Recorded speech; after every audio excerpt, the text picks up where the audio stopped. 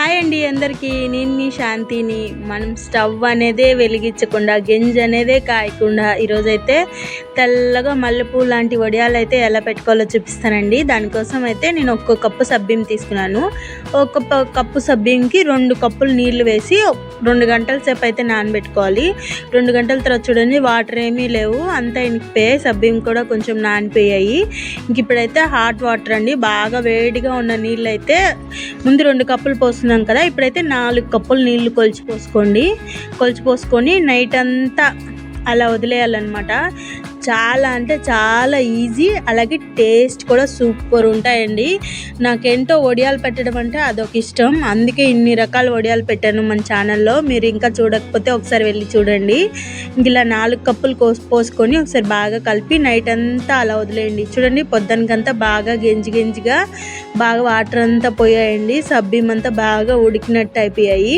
ఇంక ఇప్పుడైతే కొంచెం సబ్బిము మిక్సీ జార్లోకి తీసుకొని, దీనిలోకి అయితే చల్లనీళ్ళు పోసి ఆడించుకోకూడదండి. ఒక కప్పు మైన వేడి నీళ్ళు అయితే బాగా వేడి చేసుకోండి. వేడి చేసుకున్న నీళ్ళని కొంచెం వేసుకుంటూ, మనం దోసపిండి కంటే కొంచెం చిక్కగా ఇలాగా ఆడించుకొని మొత్తం గిన్నెలోకి అయితే తీసుకోండి. సబ్బిము చాలా టేస్టీగా ఉంటాయండి. సబ్బిం వడియాలు పెట్టుకోవడం కూడా చాలా ఈజీ. ఒక గెంజి కాయాలి లేదా ఉడకపెట్టాలి, ఇలా ఏమి లేదు, నానబెట్టుకుంటే సరిపోతుంది. చూడండి, ఇలా అంతా పిండి ఆడిచ్చేసుకొని కొంచెం సాల్ట్, 1 స్పూన్ జీలకర్ర వేసి ఒకసారి బాగా కలిపేసేయాలి.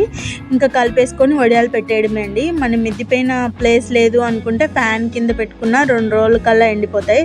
ఒకవేళ బాల్కనీ ఉన్న బాల్కనీలో పెట్టినా 2 రోజుల కల్లా ఎండిపోతాయి. ఇంక నేనైతే మిద్దిపైనే పెట్టానండి. ఒక్క రోజుకే బాగా ఎండిపోయాయి.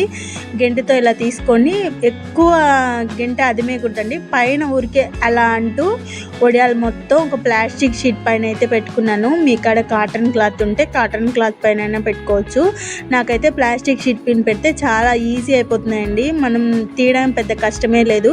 ఇంకా కత్తులు కటార్లు అన్నీ అడ్డాలు పెట్టేసి వడియాలన్నీ మిద్ది పైన పెట్టేశాను, ఎందుకంటే గాలికి ఎగిరిపోతూ ఉన్నాయండి. ఇంకా అందుకు పైపులన్నీ అడ్డం పెట్టాను.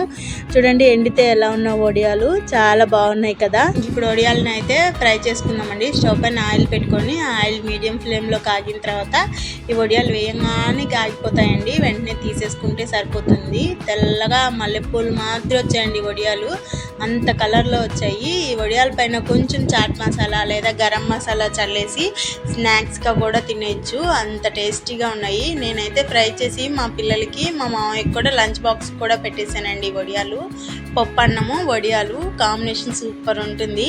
ఇంక ఇలా వడియాలు అన్నీ చేసేసుకొని ఒక డబ్బాకో లేకుంటే ఒక బస్తా నిండా చేసి పెట్టుకున్నామంటే సంవత్సరం మొత్తం ఇంకా అప్పడాల కోసం ఎదురు చూడబల్లా ఈ వడియాలే తినేయచ్చు. చాలా టేస్టీగా కూడా ఉంటాయండి. మీరు ట్రై చేయండి, చేయడం చాలా ఈజీ కదండి. ట్రై చేయండి, ఇంట్లో వాళ్ళు చాలా టేస్టీగా తింటారు కదా, బాగుంటే మిమ్మల్ని పొగుడుకుంటారు కూడా.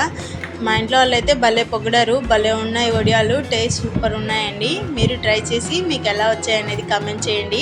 వీడియో నచ్చితే ఖచ్చితంగా లైక్ చేయండి. వీడియో ఇంకెంతవరకు షేర్ అవుతుంది. బాయ్.